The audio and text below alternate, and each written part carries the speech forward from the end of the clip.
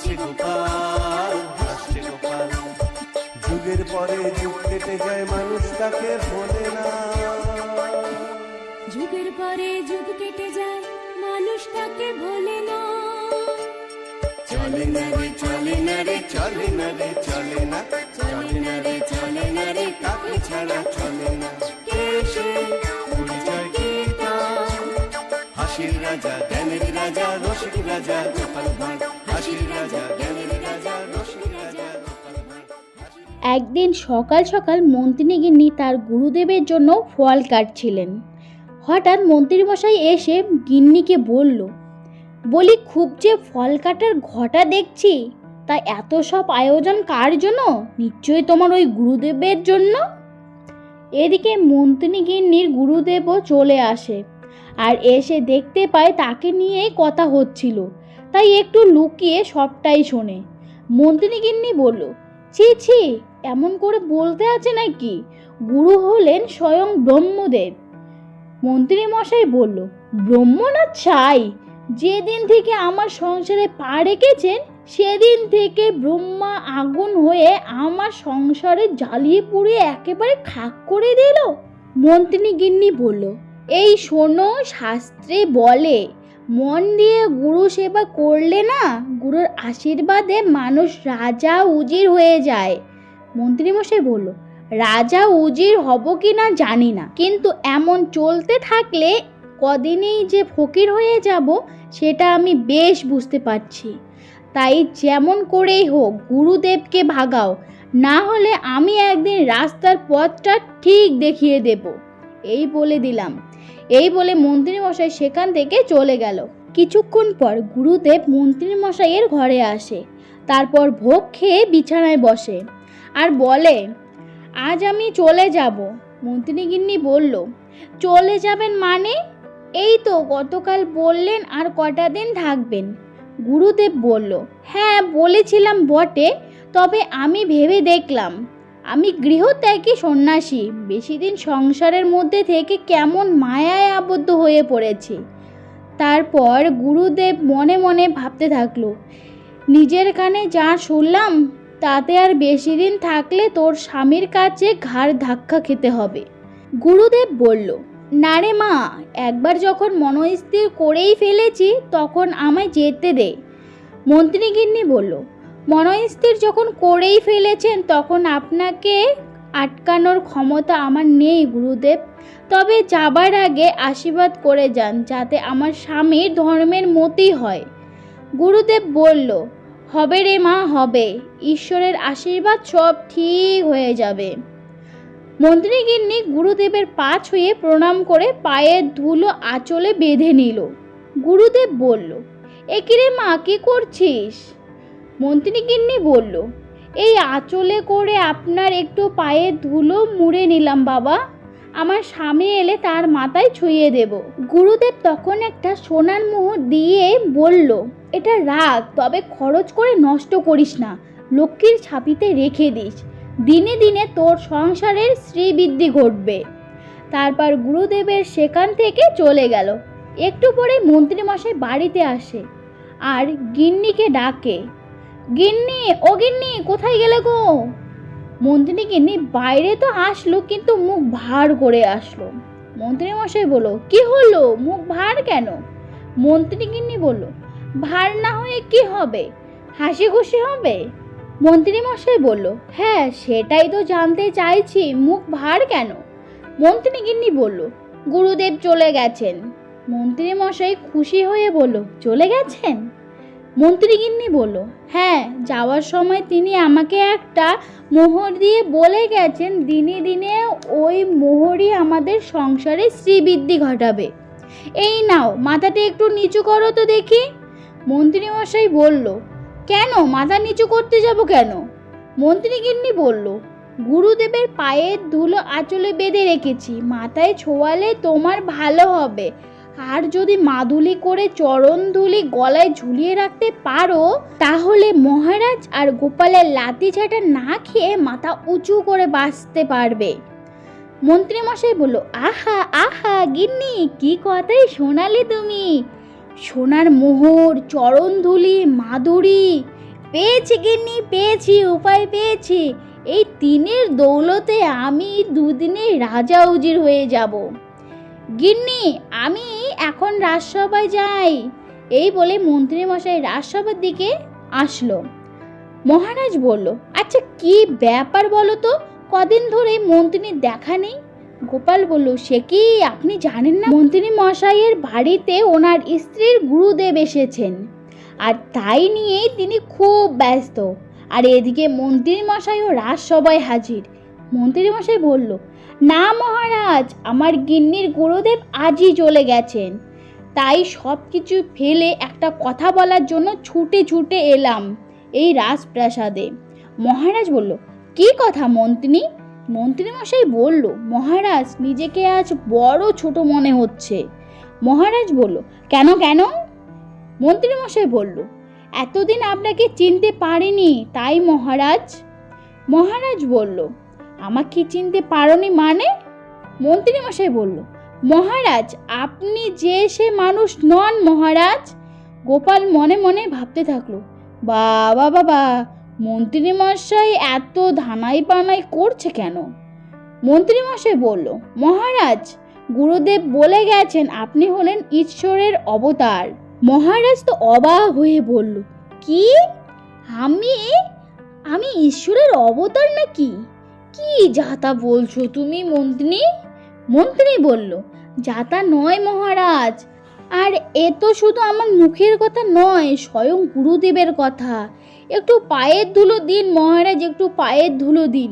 গুরুদেব আরও বলে গেছেন, এই রাজ্যের সব মানুষ যদি সোনার মাদুলিতে আপনার মতো ঈশ্বরের অবতারের চরণধুলি ভরে গলায় পড়তে পারে, তাহলে তাদের সকলেরই শ্রীবৃদ্ধি হবে।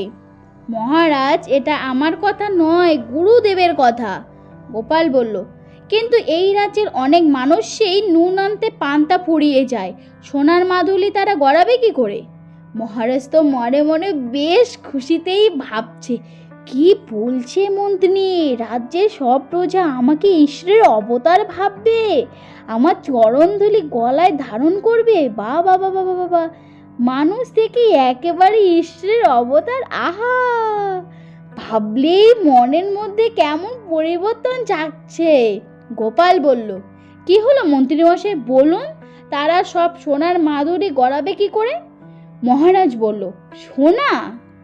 আচ্ছা, মাদুলি গড়ানোর জন্য সোনা যদি আমি দেই? মন্ত্রী মশাই বলল, আপনি দেবেন মহারাজ? আহা, এই না হলে ঈশ্বরের অবতার!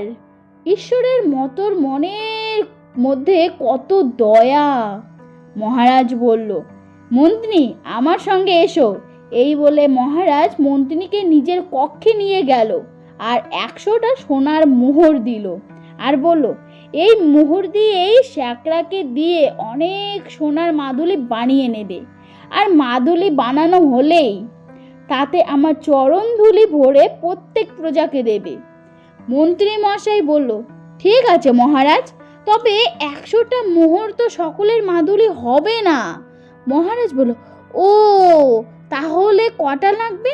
মন্ত্রী মশাই বলল, সেটা ঠিক বলতে পারছি না, তবে মনে হয় একটা মোহরে বড় জোর 2টা মাদুলি হতে পারে।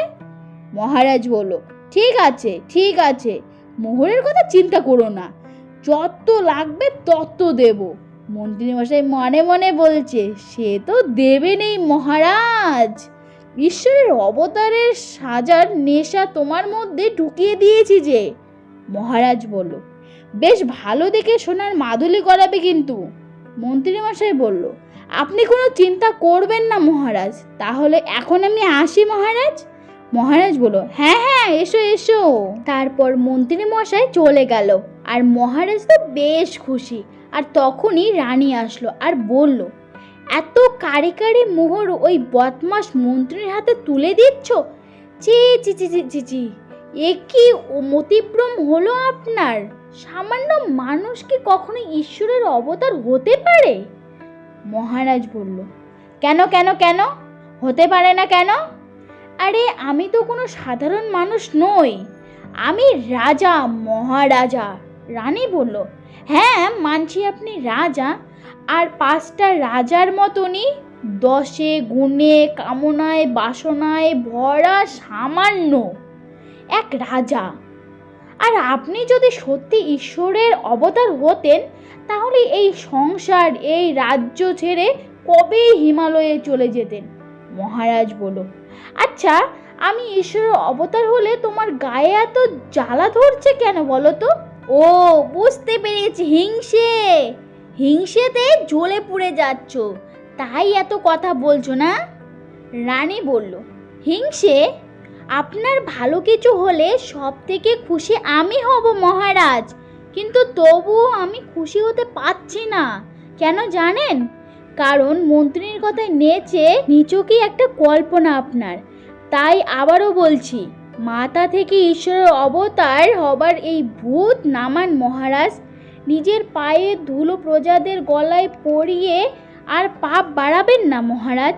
মহারাজ বলল, বেশ করব। এতই যদি তোমার আপত্তি থাকে তাহলে বাপের বাড়ি চলে যেতে পারো। রানী বলল, এত বড় কথা বললেন? ঠিক আছে, তবে আমি চলেই যাব।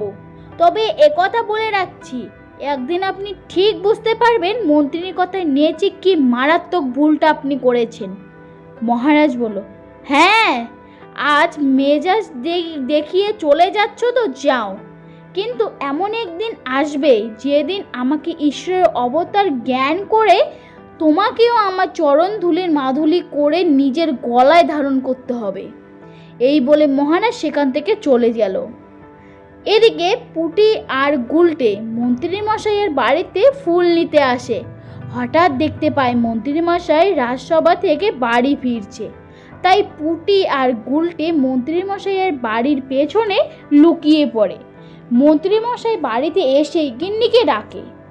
মন্ত্রী গিন্নি শুয়েছিল বিছানায়। বিছানা থেকে উঠে এসে বলল, সবে দু চোখের পাতায় একটু এক করেছিলাম, অমনি গিন্নি গিন্নি করে আমার দিলে তো কাঁচা ঘুমটে ভাঙিয়ে। মন্ত্রীমশাই বলল, গিন্নি এখন একটা এমন কথা শোনাবো না যা শুনলে তোমার চোখ থেকে সব ঘুম উড়ে যাবে। মন্ত্রী গিন্নি বলল, কি সব ঘুম উড়ে যাবে? তাহলে আমি কি করব, ঘুমাবো না? মন্ত্রীমশাই বলল, শুধু মোহর গুনবে গিন্নি, শুধু মোহর গুনবে। এই বলে মন্ত্রীমশাই মোহরের থলিটা গিন্নিকে দেখালো। মন্ত্রী গিন্নি বলল, ও মা, এত মোহর কোথায় পেলে গো? মন্ত্রীমশাই বলল, মহারাজকে বুদ্ধ বানিয়ে নিয়ে এসেছি। মহারাজের মনে ঈশ্বরের অবতারের ভূত নাচছে এখন, আর তাকে বাদর নাচ নাচিয়ে কোষাগার থেকে সব মোহর আমি ধীরে ধীরে ফাঁকা করে দেব। আর এদিকে পুটি আর গুলটে মন্ত্রীমশাই আর তার গিন্নি সব কথাই শুনে ফেলে। তারপর পুটি আর গুলটে গোপাল দাদুর কাছে গিয়ে সব কথাই বলে দেয়।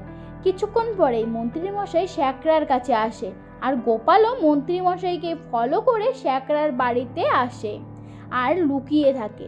শ্যাকরা বলল, আরে মন্ত্রীমশাই আপনি? কি সৌভাগ্য আমার, বলুন কি প্রয়োজন?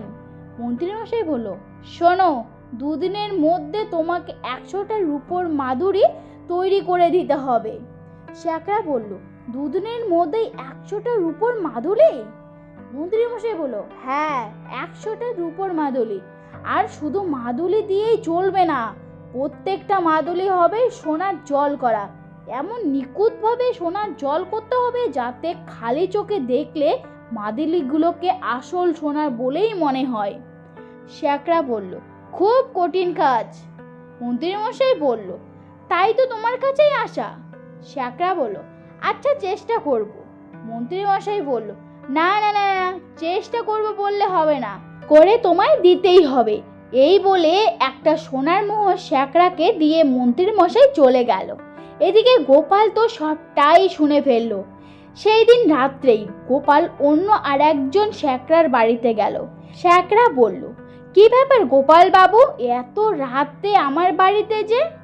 গোপাল বলল, একটা খুব গোপন আর দরকারি কথা ছিল। তারপর গোপাল শ্যাকরাকে কি কি করতে হবে সেটা বলে দিল। দুদিন পরে মন্ত্রীমশাই মহারাজের কাছে আসে আর বলে, এই গামলার ধুলোয় আপনি পা ঘষে দিন মহারাজ। মাদুলিতে ভরে এই ধুলো আমি 100টা প্রজাকে দিয়ে দেব। তারা মাদুলি গলায় পরে আপনার সামনে এসে দাঁড়াবে। মহারাজ মনে মনে তো খুব খুশি হয়ে বলল, তাই নাকি? কিন্তু বাকি প্রজারা? মন্ত্রী মশাই বলল, সকলে পড়বে মহারাজ। তবে মহারাজ বলল, ও আরো মোহর লাগবে তো? এই বলে মহারাজ মন্ত্রী মশাইকে আরো 200টা মোহর দিল। মন্ত্রী মশাই বলল, জয় ঈশ্বরের অবতারের জয়, এই বলে চলে গেল। পরের দিন মন্ত্রী মশাই প্রজাদের মাদুলি পরিয়ে মহারাজের সামনে নিয়ে আসলো। প্রজারা বলল, জয় মহারাজের জয়। মন্ত্রী মশাই বলল, ধুর বেটারা, কি সব উল্টো পাল্টা বলছিস? বল জয় ঈশ্বরের অবতারের জয়। আর ঠিক ওই সময়েই গোপাল অন্য একজন শ্যাকরাকে নিয়ে আসলো আর বলল, জয় মহারাজের জয়। মন্ত্রী মশাই বলল, অর্বাচীনের মতো মহারাজের জয় হোক বলে গলা ফাটিও না গোপাল, বরং ঈশ্বরের অবতারের জয় বলে গলা ফাটাও, তাতে তোমারই ভালো হবে। গোপাল হেসে বলল, তাই নাকি? কিন্তু মন্ত্রী মশাই, সব কিছু যাচাই না করে আমি তো গলা ফাটাই না। মন্ত্রী মশাই বলল, কি যাচাই করবে? মহারাজের ঈশ্বরত্ব? গোপাল বলল, মোটেই না। আমি যাচাই করব এই সব মানুষগুলো গলায় যে সোনার মাদুলি পরে আছে সেইগুলো। মন্ত্রী মশাই তো মানে করতে লাগলো। গোপাল বলল, শ্যাকরা মশাই, আপনার কোষ্ঠী পাথরটা নিয়ে এদিকে আসুন তো। মন্ত্রী মশাই তো মনে মনে ভয়েই বলছে, এই রে, গোপাল এই বুড়ো শ্যাকরাকে নিয়ে এলো কেন? সর্বনাশ, তাহলে কি সব কিছু শেষ হয়ে গেল? গোপাল কি কিছু সন্দেহ করেছে? গোপাল শ্যাকরাকে একটা মাদুলি নিয়ে তার কোষ্ঠী পাথরে ঘষতে বলল।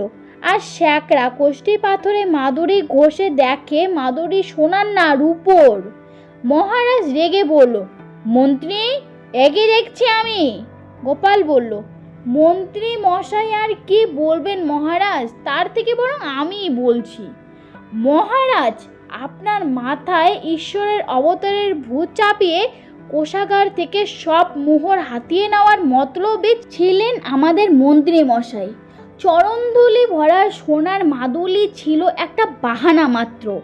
মহারাজ বলল, ও বুঝতে পেরেছি, সব কিছু এখন জলের মতো পরিষ্কার হয়ে গেল আমার কাছে। ছি ছি ছি ছি ছি ছি ছি, এত বড় একটা পাপ করতে যাচ্ছিলাম আমি। রানী বলল, আমি আগেই বলেছিলাম মহারাজ, 5টা রাজার মতো আপনিও একজন রাজা। তবে মনে রাখবেন, ভালো রাজা হলেও আপনি ঈশ্বরের অবতার হতে পারেন না। মহারাজ বলল, ঠিক ঠিক ঠিক, আমার মতো রাজা কি কখনো ঈশ্বরের অবতার হয়? না, হতে পারে। ছি ছি ছি ছি ছি ছি ছি, তোমরা সবাই এখনো ওই মাদুলিগুলো খুলে ফেলো। তারপর সব প্রজারা ওই মাদুলি খুলে ফেললো। আর ওই সময়ে মন্ত্রী মশাই পালাতে যাচ্ছিল। মহারাজ বলল, সেনাপতি, মন্ত্রী মশাইকে ধরো। তারপর মহারাজ বলল, মন্ত্রী, আমার কাছ থেকে তুমি কত মোহর নিয়েছিলে যেন? ও হ্যাঁ, 300 মোহর আমার কাছ থেকে নিয়েছো, তাই না? তাহলে সবার সামনে তুমি 300 বার কান ধরে উঠবোস করবে। মন্ত্রী মশাই বলল, মহারাজ, আমি 300 বার উঠবোস করলে আমি মরে যাব মহারাজ। গোপাল বলল, না মন্ত্রী, আপনি উঠবোস করার সময় বলবেন, মাদুলি, মুখের বুলি আর চরণ ধুলি। মন্ত্রী মশাই বলল, গোপাল ভাই, তুমি এটাও জেনে গেছো? আর তখন সবাই হেসে উঠলো। তো ফ্রেন্ড, আমার গল্পটা এতটুকুই ছিল। তোমাদের কীরকম লাগলো বলো। যদি ভালো লাগে অবশ্যই লাইক কমেন্ট শেয়ার করবে আর সাবস্ক্রাইবটা অবশ্যই করবে। দেখা হচ্ছে নেক্সট কোনো ভিডিও। ততক্ষণ তোমরা সবাই খুব ভালো থেকো। Thanks for watching, tata.